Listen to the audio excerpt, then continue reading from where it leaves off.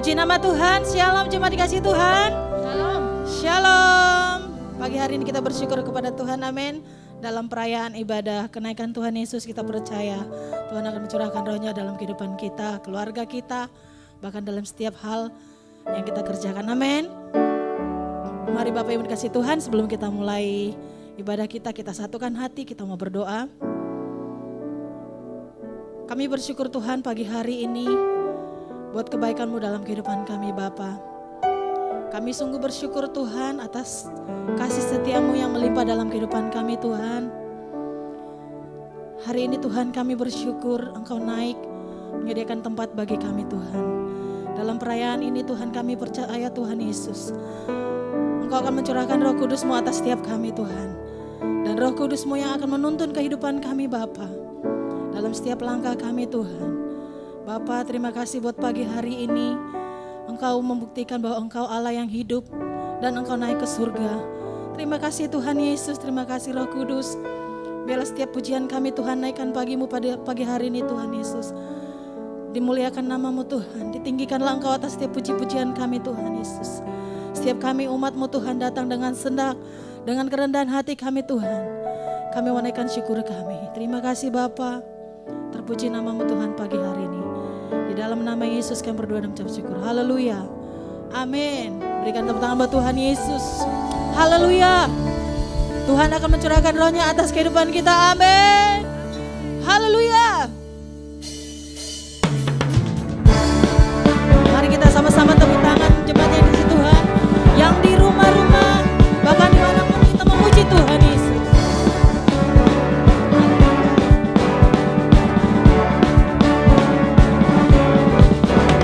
Tuhan curahkan Roh-Mu atas manusia di bumi, biar anak-anak-Mu menyampaikan nubuatan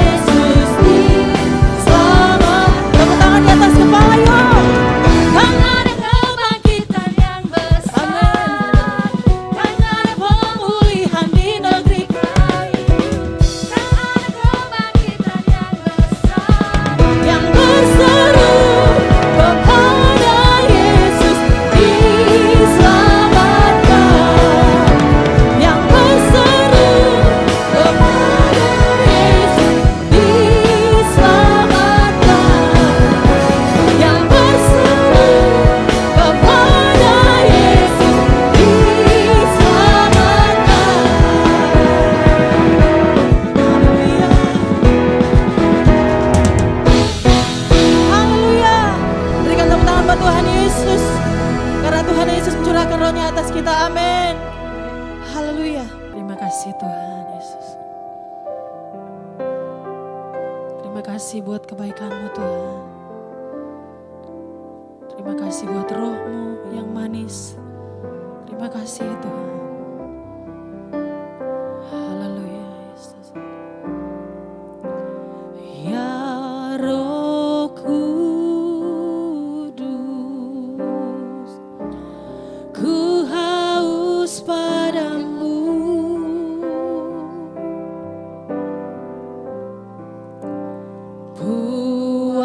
Puaskan sekarang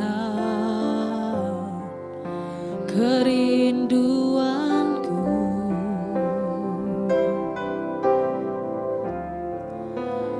Ya Roh Kudus,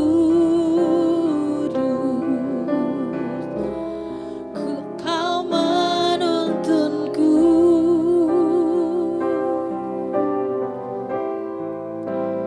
Pimpin langkahku, ku taat selalu. Nyatakan kemuliaan-Mu Tuhan. Nyatakan kemuliaan-Mu di tempat ini ya Tuhan Allahku. Beriku belas kasihan-Mu.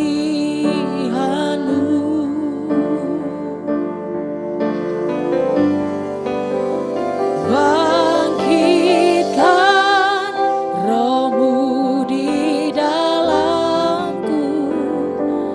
Nyatakan kuasa nama-Mu. Yesuslah Tuhan.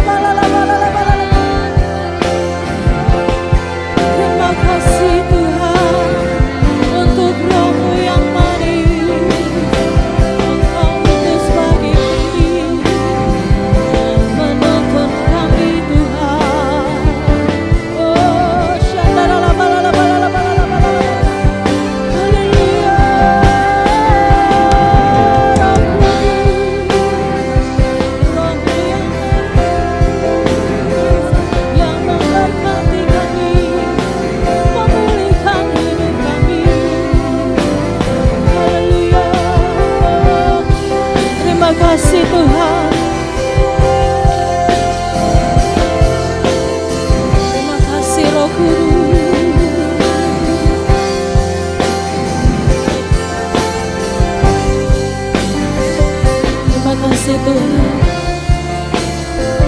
Haleluya. Haleluya. Nyatakan. Amin Tuhan. Di tempat ini Allahku beriku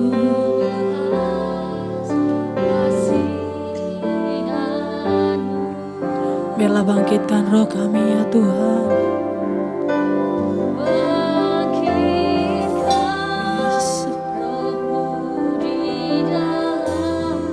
Amin. Nyatakan kuasa namamu.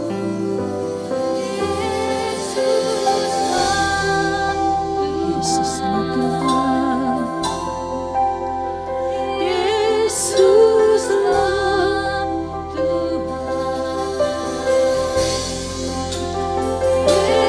Yesuslah Tuhan. Mari angkat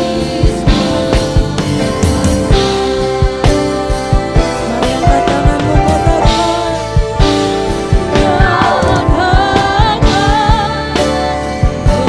kemuliaan di tempat ini ya Tuhan.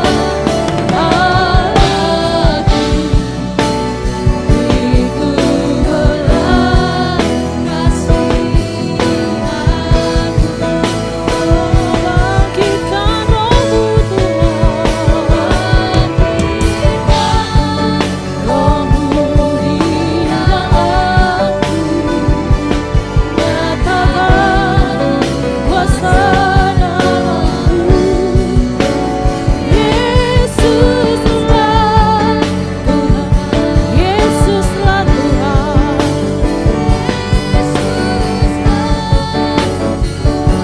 Yesuslah Tuhan.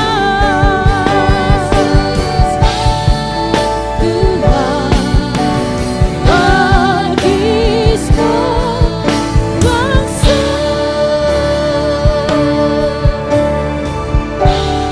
Dengan tepuk tangan buat Tuhan Yesus. Sorakan haleluya. Terima kasih Tuhan. Haleluya.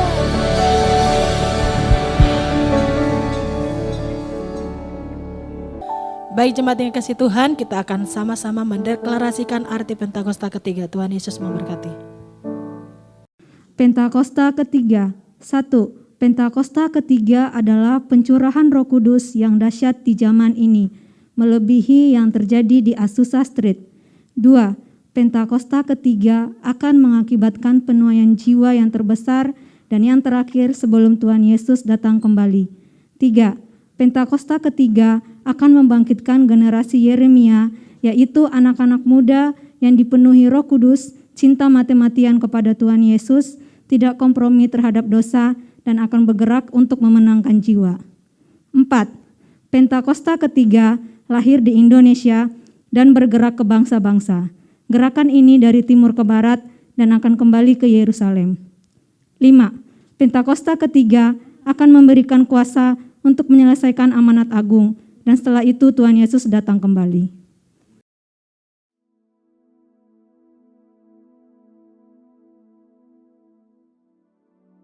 Shalom semuanya.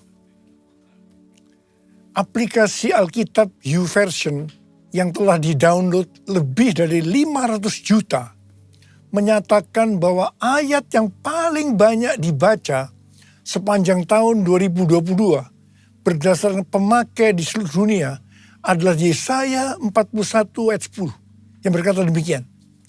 Janganlah takut, sebab aku menyertai engkau. Janganlah bimbang, sebab aku ini Allahmu. Aku akan meneguhkan, bahkan akan menolong engkau. Aku akan memegang engkau dengan tangan kananku yang membawa kemenangan.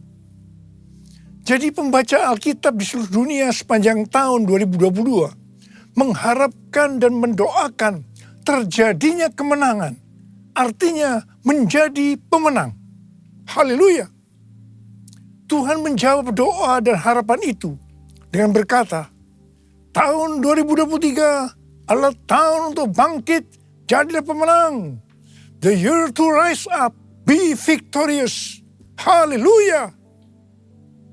Siapa yang dimaksudkan dengan pemenang ini? Dalam pengertian bahasa Indonesia, kata menang memiliki pengertian sebagai berikut.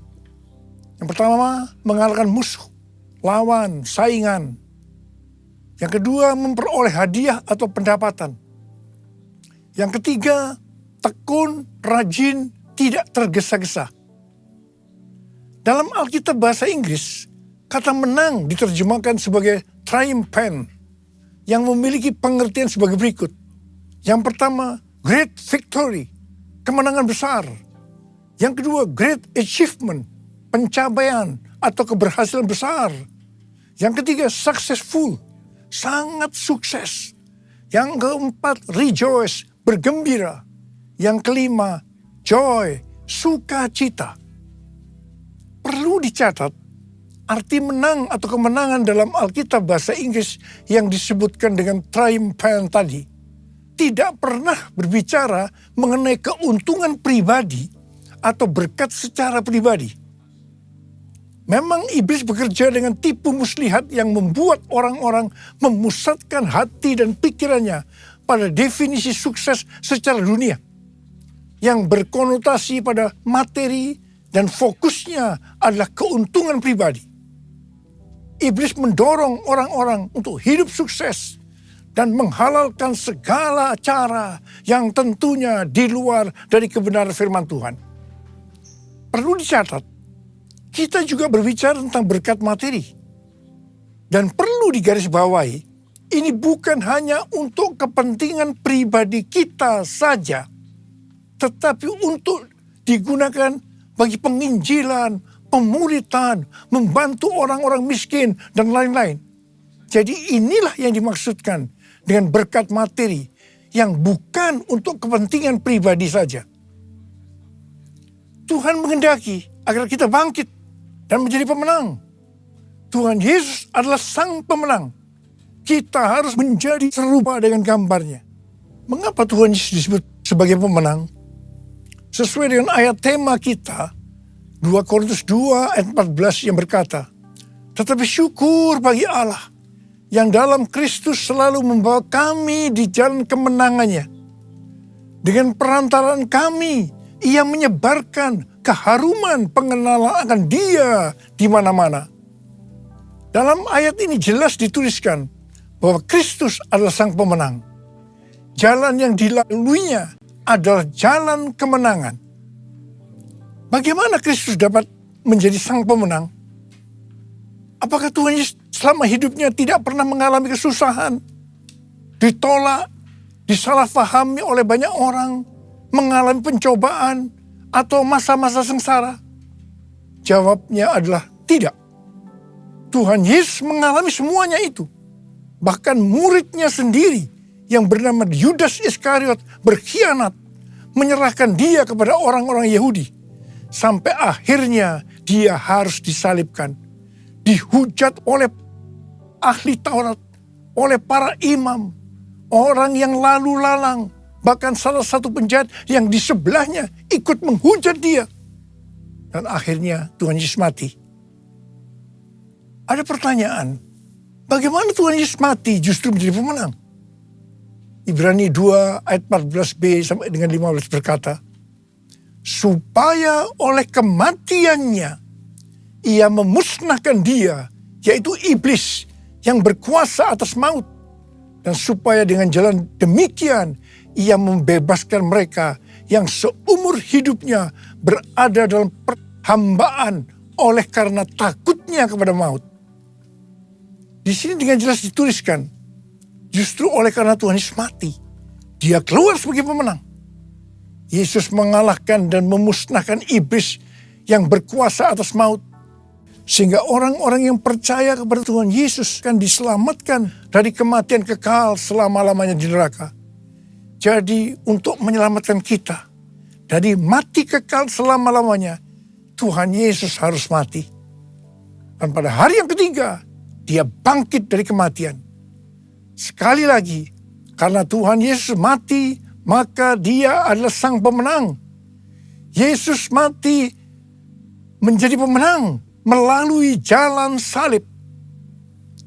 Karena Tuhan Yesus menjadi pemenang melalui jalan salib, maka kita sebagai murid-muridnya, yaitu orang yang hidup sama seperti Kristuslah hidup, untuk menjadi pemenang, kita juga harus melalui jalan salib atau pikul salib. Memang berita tentang pikul salib atau jalan salib ini sudah tidak populer bagi sebagian orang Kristen. Mereka mengira untuk masuk surga cukup mengalami kelahiran baru. Setelah itu hidup semau gue. Sekali lagi saya mau katakan, untuk menjadi pemenang kita harus melalui jalan salib. Dia yang harus semakin besar dan kita harus semakin kecil. Artinya kedagingan kita harus mati dan manusia roh kita harus semakin kuat. Untuk itu kita harus terus diproses, dikuduskan oleh firman Tuhan dan Roh Kudus sehingga menjadi serupa dengan gambar Yesus. Proses pengudusan atau sanctification ini pasti sangat menyakitkan bagi kedagingan kita. Itulah yang disebutkan jalan salib atau pikul salib. Dalam pelayanannya, Rasul Paulus juga mengalami jalan salib atau pikul salib untuk menjadi pemenang. Dalam 2 Korintus 12, Rasul Paulus bersaksi bagaimana ia pernah diangkat ke tingkat yang ketiga dari sorga, yaitu Firdaus, dan mendengar kata-kata yang tak terkatakan, yang tidak boleh diucapkan manusia. Rasul Paulus berkata, supaya aku jangan meninggikan diri karena perkataan-perkataan yang luar biasa itu, maka aku diberi suatu duri dalam daging, yaitu seorang utusan iblis untuk menggocoh aku, supaya aku jangan meninggikan diri. Rasul Paulus sudah berseru 3 kali kepada Tuhan, supaya utusan iblis mundur daripadanya. Tetapi Tuhan menjawab, cukuplah kasih karuniaku bagimu, karena justru dalam kelemahanlah kuasaku menjadi sempurna. Rasul Paulus berkata, sebab itu terlebih suka aku bermegah atas kelemahanku, supaya kuasa Kristus turun menaungi aku. Karena itu aku senang dan rela di dalam kelemahan, di dalam siksaan, di dalam kesukaran, dan di dalam penganiayaan dan kesesakan oleh karena Kristus. Sebab jika aku lemah, maka aku kuat. Dalam melayani pekerjaan Tuhan, saya pun mengalami seperti yang dialami oleh Rasul Paulus. Supaya saya tidak sombong, Tuhan juga berikan duri dalam daging. Sesuatu yang menyakitkan. Itulah yang disebut jalan salib atau pikul salib. Saya rela dan saya mengerti untuk menjadi pemenang harus mengalami ini. Lukas 14 ayat 27 berkata, barang siapa tidak memikul salibnya dan mengikut aku, ia tidak dapat menjadi muridku. Yesus, domba Allah, mulia namamu. Yesus, domba Allah, mulia namamu. Mulia namamu. Mulia namamu.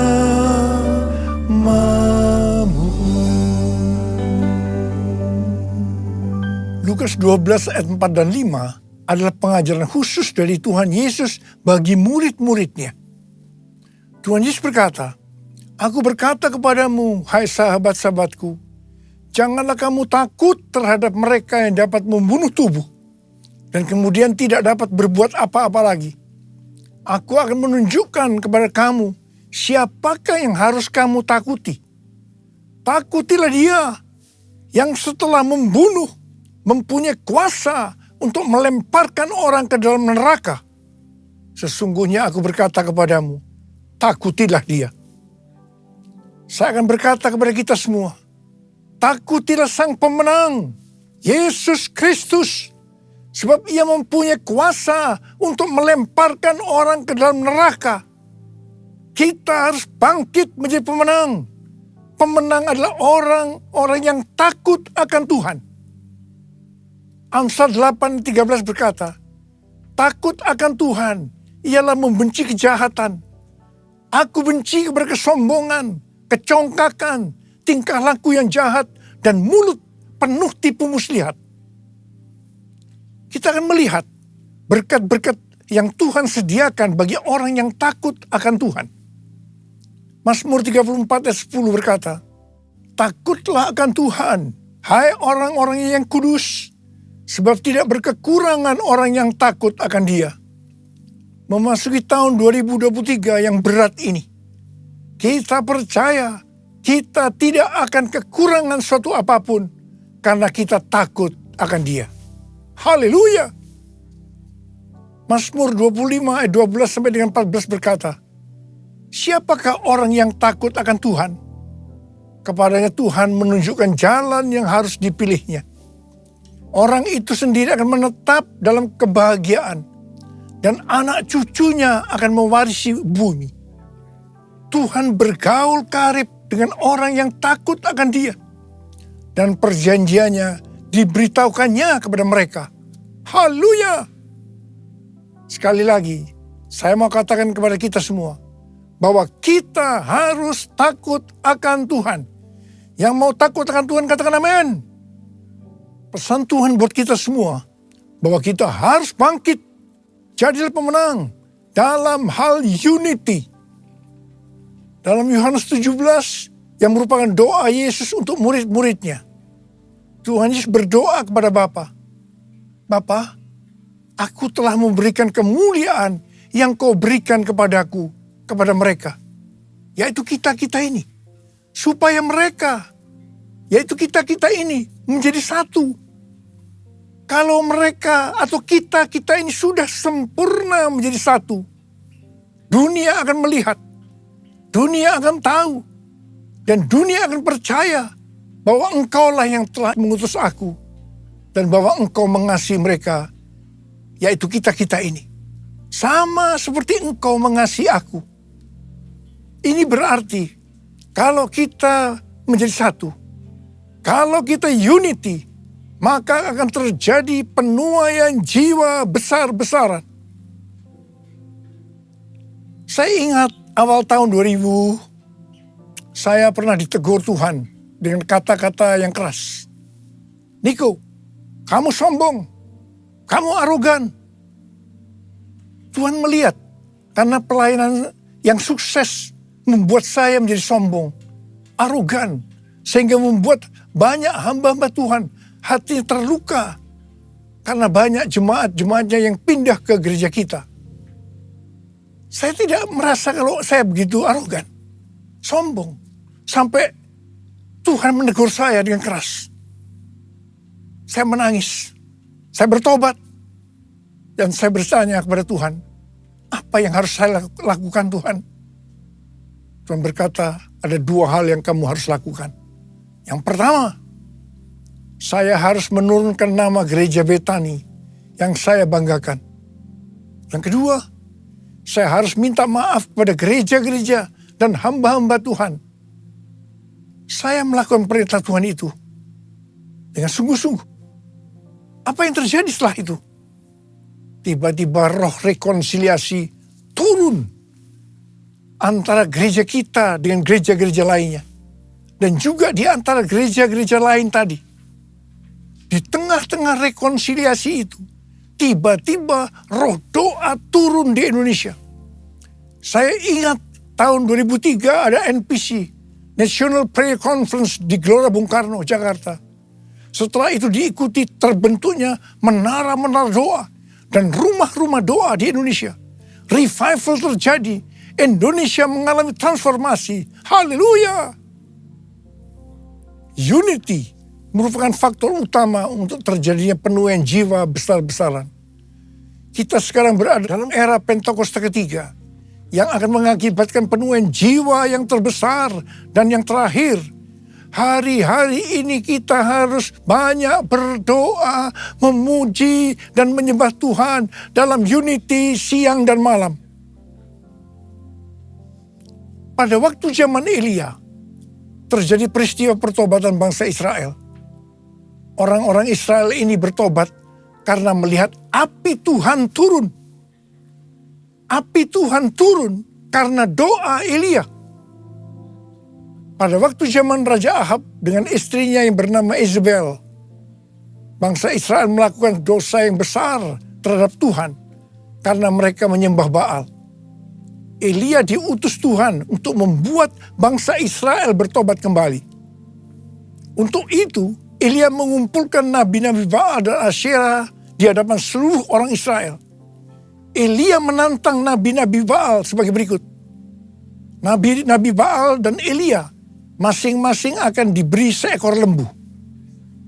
Lembu itu akan disembelih dan dipotong-potong dan ditaruh di atas kayu bakar. Tetapi mereka tidak boleh menaruh api. Setelah itu, nabi-nabi Baal disuruh memanggil Allahnya untuk minta api, untuk membakar persembahannya. Dan Elia akan memanggil nama Tuhan. Maka Allah yang menjawab dengan api, Dialah Allah. Seluruh rakyat berseru, baiklah demikian, setuju. Waktu bagian nabi-nabi Baal memanggil Allah mereka untuk minta api, ternyata sampai sore hari api tidak turun. Waktu bagian Elia, apa yang dilakukan oleh Elia? Yang pertama, Elia membuat mezbah dengan menyusun 12 batu yang melambangkan 12 suku Israel. Ini berbicara tentang unity. Yang kedua, Elia menaruh kayu api dan potongan-potongan lembu di atasnya. Dan yang ketiga, Elia menyuruh menyiramkan ke atas kurban bakaran dan kayu api itu dengan 12 buyung air. Dan yang keempat, setelah itu Elia berdoa demikian. Ya Tuhan, Allah Abraham, Ishak dan Israel, pada hari ini biarlah diketahui orang bahwa Engkaulah Allah di tengah-tengah Israel, dan bahwa aku ini hambamu, dan bahwa atas firman-Mu lah aku melakukan segala perkara ini. Jawablah aku ya Tuhan, jawablah aku, supaya bangsa ini mengetahui bahwa Engkaulah Allah ya Tuhan, dan Engkaulah yang membuat hati mereka tobat kembali. Apa yang terjadi setelah Elia berdoa? Lalu turunlah api Tuhan, menyambar habis kurban bakaran, kayu api, batu dan tanah itu. Bahkan air yang dalam parit itu habis dijilatnya. Ketika seluruh rakyat melihat kejadian itu, sujudlah mereka serta berkata, Tuhan, Dialah Allah. Tuhan, Dialah Allah. Terjadi pertobatan secara besar-besaran. Haleluya! Jadi, sebelum Elia berdoa, dia membuat mezbah dari 12 batu yang melambangkan 12 suku Israel yang berbicara tentang unity. Sekali lagi, unity adalah faktor utama untuk terjadinya penuaian jiwa besar-besaran. Hari-hari ini kita perlu lebih banyak berdoa, memuji, dan menyembah Tuhan dalam unity siang dan malam. Lord, I worship you. Lord, I worship you. As I bow down on my knees, I worship you. Lord, I worship you. Lord, I worship you. For you are my everything. I worship you. For you are my everything. I worship you. Hari-hari ini sedang terjadi kebangunan rohani di antara anak-anak muda di Asbury University, Wilmore, Kentucky. Dan itu sudah menyebar kemana-mana, termasuk Lee University, Church of God, dan juga terjadi di ORU, Oral Roberts University. Kebangkitan rohani ini dimulai ketika mereka berdoa, memuji, dan menyembah Tuhan dalam unity, dan kemudian api Tuhan yang kita kenal dengan api Pentakosta ketiga turun.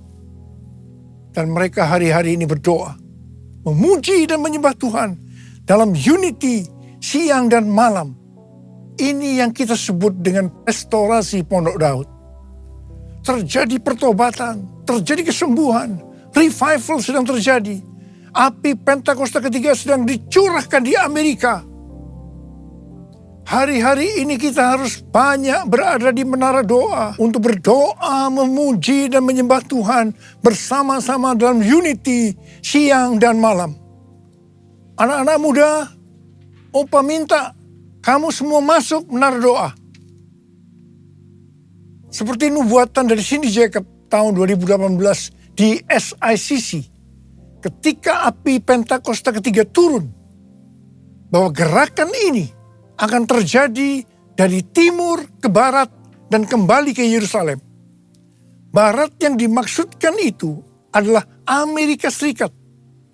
Sehingga saya mempersiapkan di Amerika kegerakan melalui Church of God, melalui Oral Roberts University, dan saat ini sedang membangun The Third Pentecost Azusa Street Prayer Tower. Karena Tuhan berbicara bahwa melalui Amerika kegerakan ini akan menyebar ke seluruh dunia.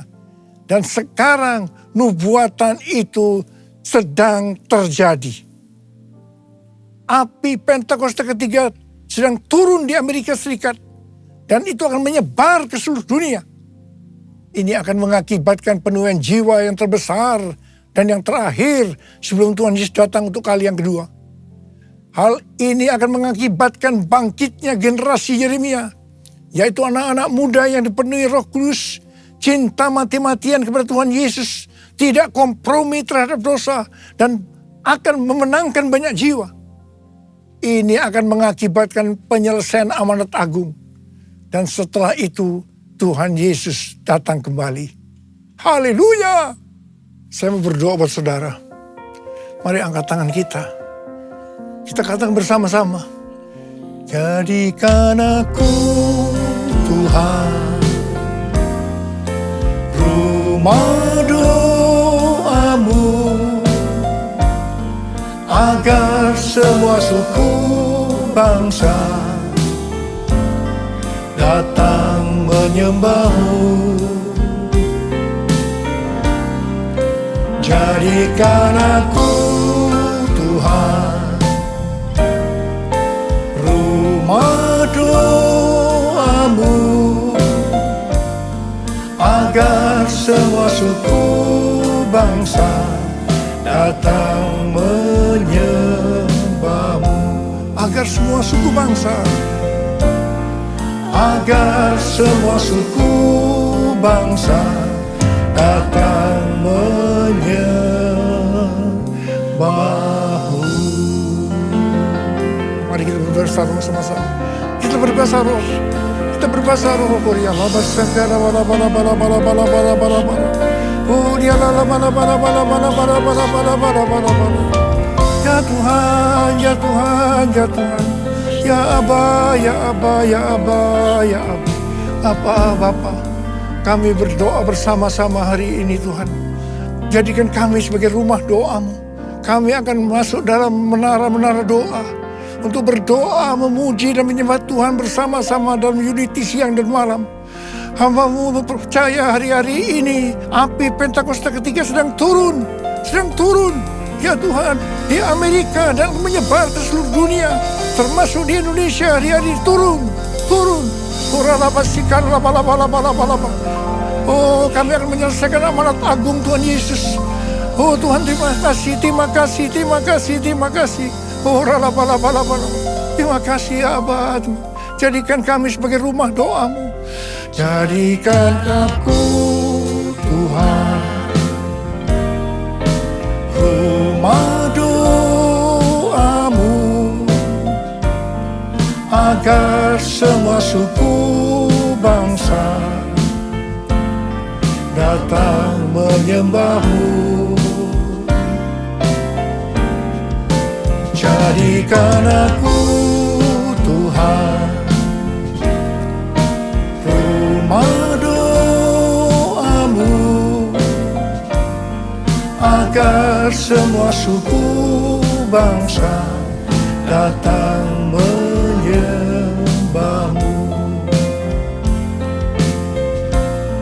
agar semua suku bangsa datang menyembah-Mu.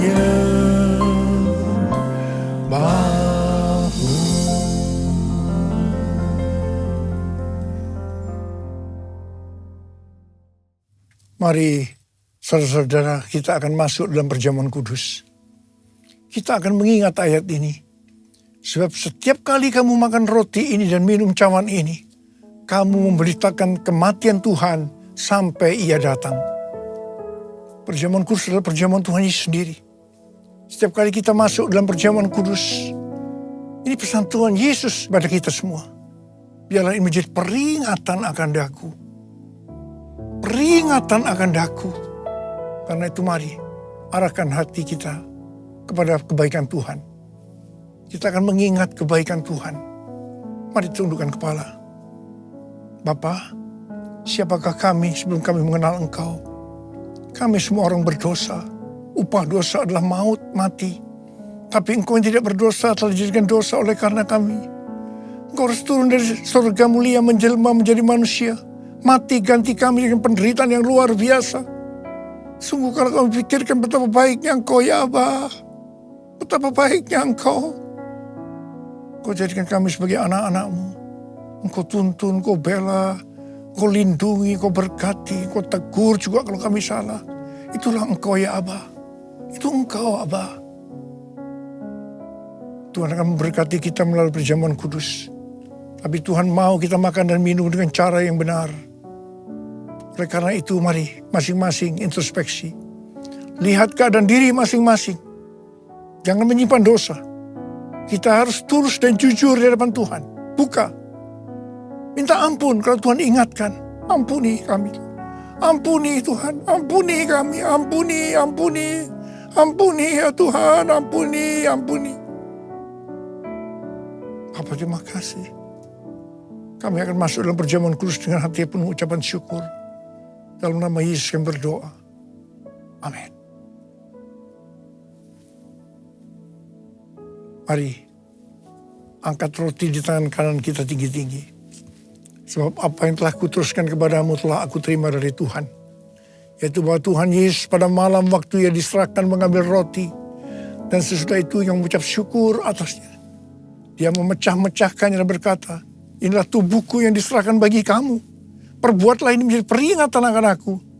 Sekali kasih Tuhan, bukankah roti yang kita pecah-pecahkan ini adalah persekutuan kita dengan tubuh Kristus? Mari kita makan dalam nama Yesus.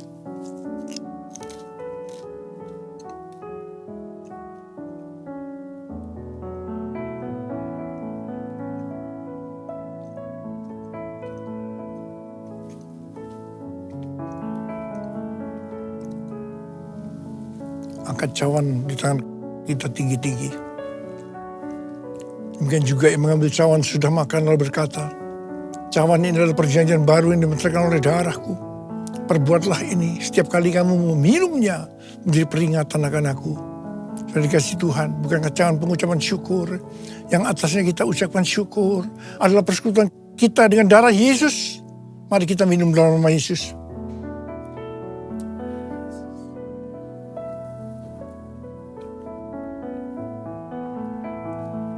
Angkat tangan kita bersama-sama.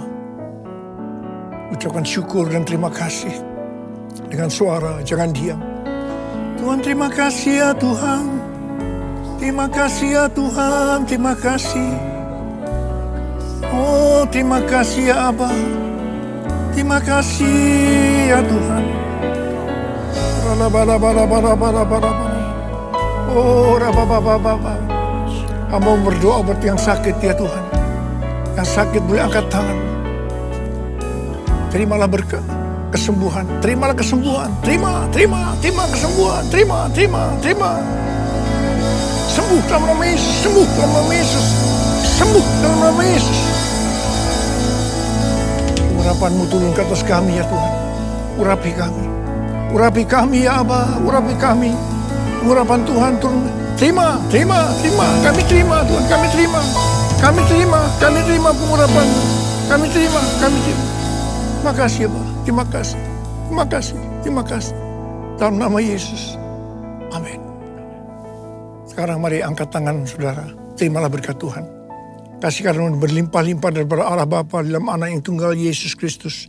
Persekutuan yang manis dengan Roh Kudus menyertai saudara-saudara mulai hari ini. Sampai Tuhan Yesus datang menjemput kita di awan-awan. Dan bahkan sampai selama-lamanya. Yang percaya bersama-sama katakan, Amin. Tuhan Yesus berkati berlimpah-limpah.